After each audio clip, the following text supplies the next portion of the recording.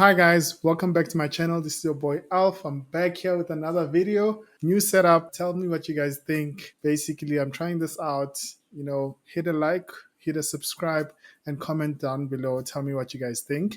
So today, what I want to talk about is, guys, I just got my property fully let. It's a student accommodation commune with around 11 students sharing in that commune.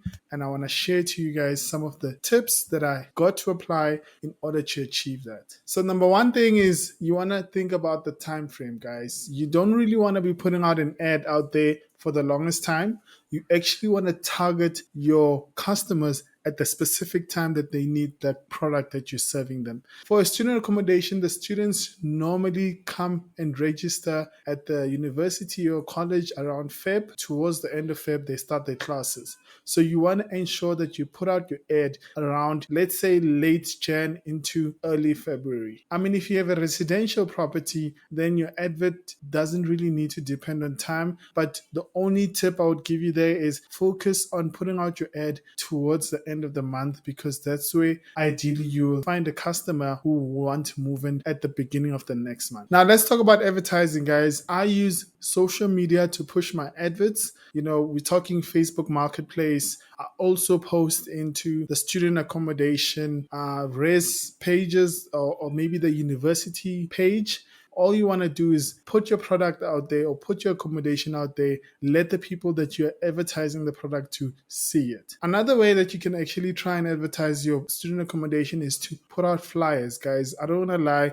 This is one of the oldest means that you can do, but it's effective. So what I did in the previous year is that I would print out small flyers with a little picture of my accommodation and details around where the accommodation is, my contact details, and a brief description about the accommodation. And what I would do is I would put it up, a poll, or give it out to the people walking around in and around Rosebank College, whether it be EVDA or whether it be UJ Bunting. While the students are walking around, you just want to hand out these flyers to them, and you will get referrals. You will get people contacting you wanting more information. The last thing that I do is basically I speak to the students that I currently have to be like, hey dude, do you have a friend possibly who might want an accommodation? Refer me and possibly we can work out a deal here. Maybe I'll strike a deal to say, I'll give you an incentive for you to put in a word to your friend so that they can come stay in this accommodation. The nice thing about that is that because your customer, or rather because your current tenant currently knows the living condition of your accommodation, they are well suited to represent your property to the potential client. They're also very independent from you. And as I said, guys, the idea here, you can use any means to advertise your property, but you want to try and advertise on platforms or give the advert to people who you are targeting. It needs to be your customers. You cannot be advertising onto WhatsApp from people who are not going to be potential clients. Now, the next tip that I want to talk about is basically around the advert itself. The pictures that you put on your advert, you want to make sure that they are as crisp as possible, they look good, and they're appealing to the eye. I'm going to put a couple of pictures down here so that you can see an example. But you want to ensure that the place is clean, you want to ensure that the lighting is good, and you're probably using a good quality camera to take a picture of the place. Now, before you take pictures, you want to actually make sure that the place does really look good.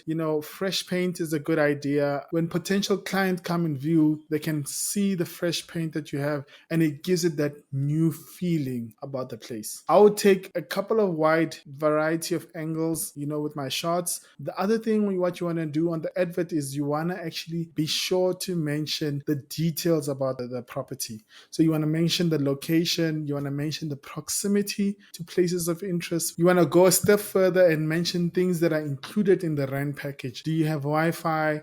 Is the electricity or water included in your rental amount that they're going to be paying? You want to give the customer more information about the property that you're advertising. I've seen adverts where, landlords would advertise the student accommodation and mention things like backup solar or backup water. Guys, these make your property stand out. The last tip that I want to give you guys, allocate someone who's going to be available for viewings if you are not, or you want to actually answer queries that are coming from potential clients. So what people will do, if you advertise in Marketplace, They'll ask you, hey, is this thing still available? Please give me more details.